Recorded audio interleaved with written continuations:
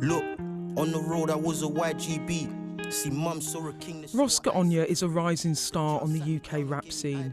He's made a name for himself writing music about his extraordinary life. But there's one subject in particular that means more to him than anything else. There was one in particular, he kept coming back. He was a Cambridge grad and his name was Jack. Rosca says he owes his life to Jack Merritt, who was killed 1 year ago in the London Bridge terror attack. He relives that day. So I was on my way to the event. I got to the bridge. I could see the... So you were due to be on London Bridge to see Jack that day? Mm-hmm. And I get to the bridge and it's completely mayhem. It's locked off. My phone rings and it's my probation. And she's like, Rosca, Cambridge are trying to get hold of you because they want to find out where you are. I'm like, I'm at the bridge. She's like, don't look at social media. And I'm like, why that? And she's like, don't worry about it, don't look at social media. I'll ring you soon and I'll tell you. So my intuition just told me something bad's happened because I could clearly see there's a lot of police there. And I then start ringing around. I get through to one of my friends from Cambridge and they then tell me what happened, and it was just like... They told you about Jack? Yeah, told me about Jack, told me about Saskia, told me about all the other victims that was affected and all the people that managed to survive. Yeah. I can feel your presence in the booth when I was laying. Your killer tried to say you got them orders from above, but like that guy said, you ain't no Muslim, bro. Rosca and Jack first met in prison. Rosca was serving a long sentence for carrying a gun, and Jack helped run the rehabilitation programme. I met Jack through an intervention course called Learning Together. Yeah. So Learning Together tend to focus on bringing Cambridge students into prisons, and you all learn together, which I thought was an amazing idea, but I didn't think that at the time, just to be fair. In the song you say that you're really nervous because you think I was so nervous. You're the boy from South London and all these posh Cambridge grads are coming in, right? And they don't even, they don't understand my world, they wouldn't even, where I come from, we view people that go to Cambridge or Oxford or Harvard or whatever as posh kids with privilege, parents and all of that stuff, but that's not the truth. The first moment I met Jack is when he walked through the room. So Jack was bomber jacket, Dr. Martens, some nice trousers that came up to about his ankles, loopy earrings in his ears, and a big massive smile for everyone, anyone that I shook hands with. So that was the first impression. This kid's very cool, he's cool, he stands out, he proper stands out. The first thing, how he broke the ice with me and him, he said, do you like rap music? And I was like, yeah, I rap, I've been rapping from a young age and stuff. Then he started breaking it down to me and telling me about other people's music careers and where they come from and what they've been through and all this stuff. So from then on, that was the key, all right, cool, so we both got passion for music. I like music, you like music. So then he's like, where'd you come from? And I'm like, I come from the Congo. He's like, oh, I know about the Congo. There's a lot of war and there's a lot of a legitimacy. There's refugees. And I was like, then I said, oh, I was a refugee. And then he just kept going. Okay, so he just sort of unpeeled you almost, yeah? Yeah, like an onion. What Jack did in his 25 years takes a whole lifetime to come anywhere near. A fighter, compassionate, strong, still confusing, believing you're gone. And there were lots of layers for Jack to peel. Rosca had a traumatic childhood, caught up in the civil war in the Democratic Republic of Congo. His parents were sent to prison. He was sent to a refugee camp, just 5 years old. Life wasn't easy. His older brother was murdered. His sister went missing. I was a very angry kid because of the stuff that happened to me and my sisters. When you're in these camps, the people that's meant to be there to protect you and look after you and just,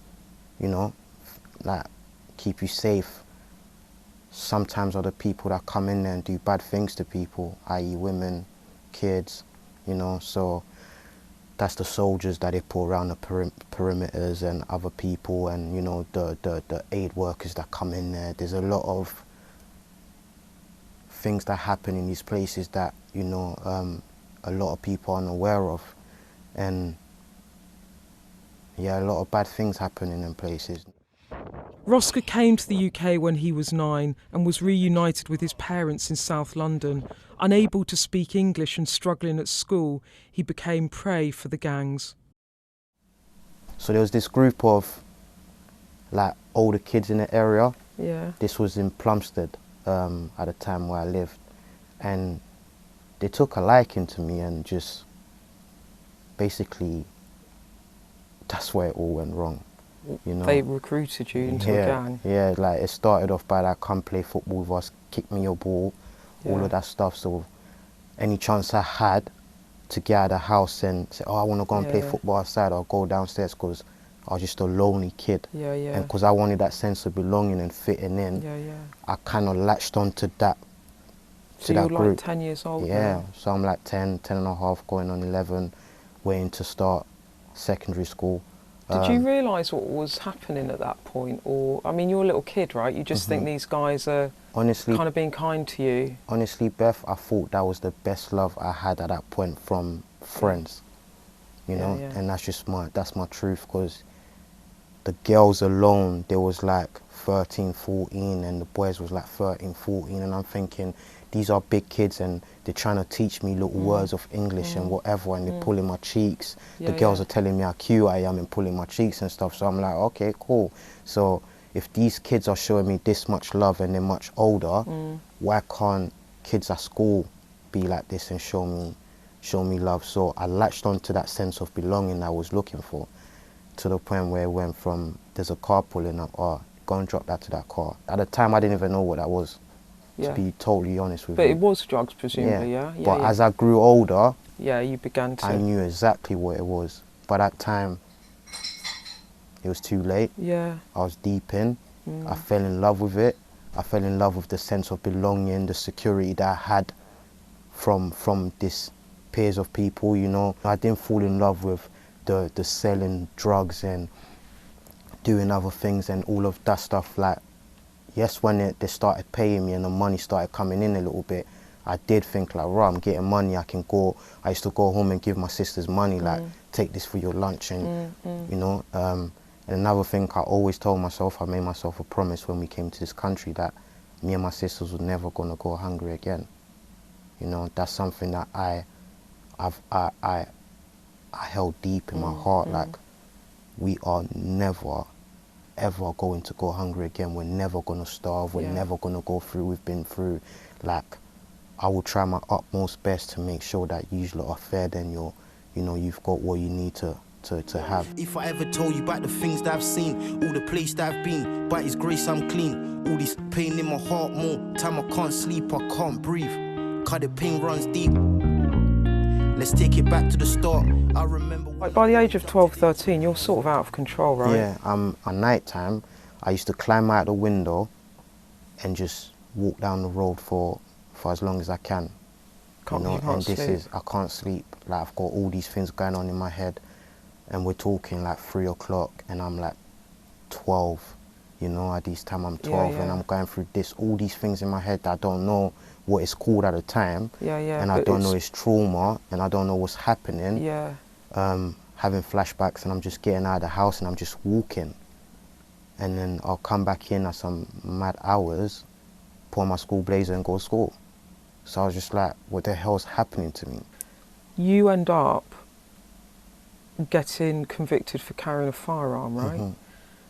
But I also read, I don't know if this is right, but that you'd been stabbed a number of times. Is that right? Yeah. 17 times? Yeah, in total about 19 times. That's just being in the wrong areas at the wrong time. You know, in South London, and people coming up to you and saying what area you're from, or being a part of a people that you hang around with, which are gangs, and, you know, so I was in a coma for 3 days. I'm still lucky to be here speaking to you. So you were in a coma? Yeah. So you were stabbed 19 times on different occasions or at once? The 17 times was once. You were stabbed 17 times, that's when you were in a coma? Yeah, that's when I was in a coma, yeah. And you nearly died? Yeah. At that point, didn't you just think, I need to get out of this? And do, where would I go? What would I do? Where am I going?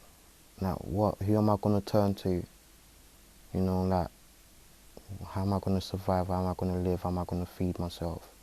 You know, you get all these things going through your head. I mean, a lot of people would be, at the time, would have been pretty afraid of you when you were a young man, do you think? Yeah.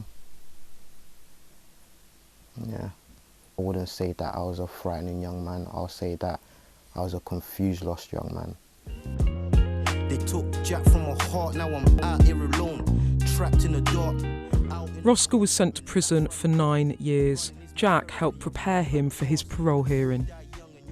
He'll come in every now and then, I'll see him, we'll talk, and we'll be like, okay, so how's things going? I've got my parole coming up. Okay, so you need to research this, research that, and research this, and keep on this path that you're on, and you'll be okay. Yeah. So when we didn't get my parole, me, him, and one of our professors was in a hallway on the wing. I was crying, and Jack started crying, and my other professor started crying from Cambridge. In that moment, I looked at them and I thought, wow, so you actually feel my pain with me. Up until that point, me and Jack was friends and we was doing things and he was mentoring me and everything. But the moment that he cried for my pain, because I was crying and I was an emotional wreck, that's the moment that our bond became even more stronger, you know.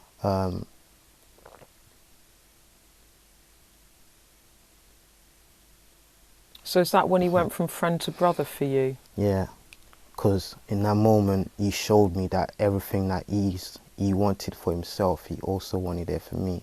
But if I said to you, off your top of your head, like the first 3 words that you would give to me to describe Jack, what would they be? He was fair. He's a beautiful, beautiful soul. He was compassionate. Okay, thank you. And a great brother. I'll add that at the end because that's what he was. Okay, a great brother. Thank you. Thank you. The way Jack made people feel will never be forgotten.